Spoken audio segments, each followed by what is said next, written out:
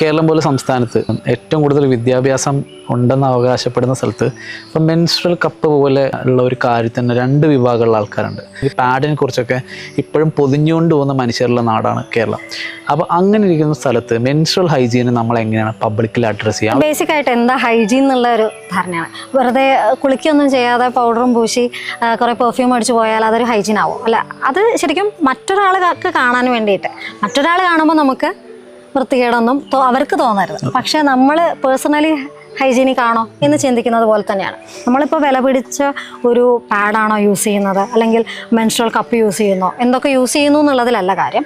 അത് എത്ര ഫ്രീക്വൻ്റ് ആയിട്ട് ചേഞ്ച് ചെയ്യുന്നു, അല്ലെങ്കിൽ അതിന് വേണ്ട ഒരു വെജൈനൽ ഹെൽത്തിന് വേണ്ടിയിട്ടുള്ള ഒരു ക്ലെൻലിനെസ് നമ്മൾ കീപ്പ് ചെയ്യുന്നുണ്ടോ, അതിലൊക്കെയാണ് കൂടുതൽ കാര്യം തോന്നുന്നത്. നമ്മൾ പുറന്തള്ളുന്ന ഒരു ആർത്തവ രക്തത്തെ 6 മണിക്കൂർ 8 മണിക്കൂർ വരെ ഹോൾഡ് ചെയ്യാം എന്ന് പറയുന്ന കപ്പുകളുണ്ട്. അപ്പം അങ്ങനെയൊക്കെ സംഭവിക്കുമ്പോൾ സ്വാഭാവികമായിട്ട് എന്താ ഉണ്ടാകുന്നത്? കെട്ടിക്കിടക്കുന്ന എന്തൊരു സാധനത്തിലും നമുക്കറിയാം എന്താ സംഭവിക്കുന്നത്. കണ്ടാമിനേഷൻ വരാൻ സാധ്യതയുണ്ട്. അവിടെ ഒരു ബാക്ടീരിയ പോലത്തെയുള്ള ഡെവലപ്മെന്റ് ഉണ്ടാവാം. അപ്പോൾ അത്തരത്തിലുള്ള ഇൻഫെക്ഷൻസ് പലപ്പോഴും ഉള്ളിലേക്ക് പകരാനും അതൊരു വളരെ ഗൗരവമായിട്ടുള്ള പല പെൽവിക് ഇൻഫെക്ഷൻസിലേക്കും ചെന്നെത്താനുമുള്ള ഒരു റിസ്ക് ഉണ്ട്. അപ്പോൾ പല പെൽവിക് ഇൻഫെക്ഷൻസും അവസാനമായി ചെന്നെത്തുന്നത് ട്യൂബുകൾ നശിക്കുന്നതിനോ അല്ലെങ്കിൽ ഇൻഫെർട്ടിലിറ്റി പോലത്തെ അവസ്ഥകളിലേക്ക് വരെ കൊണ്ടെത്തിക്കാം. അതേപോലെ ഈ മെൻസ്ട്രൽ കപ്പ് യൂസ് ചെയ്യുന്ന പലരിലും, എനിക്കറിയില്ല ഇത് ഒരിക്കലും ആരെയും നിരുത്സാഹപ്പെടുത്താൻ വേണ്ടി പറയുന്നതല്ല, പക്ഷേ നമ്മൾ കാണുന്ന ഒരു ക്ലിനിക്കൽ സൈഡുകളാണ്. അതായത് പലരിലും ഇത് പെൽവിക് ഓർഗൻ പ്രൊലാപ്സിനുള്ള ഒരു കൃത്യമായി ഉപയോഗിക്കാത്തതിൻ്റെ പ്രശ്നമാവാം. അത് സഡനായിട്ട് ആ വാക്വത്തോട് കൂടിയിട്ട് വലിച്ചെടുക്കാൻ ശ്രമിക്കുന്നത് കൊണ്ടൊക്കെ ആവാം. അത് ഒരു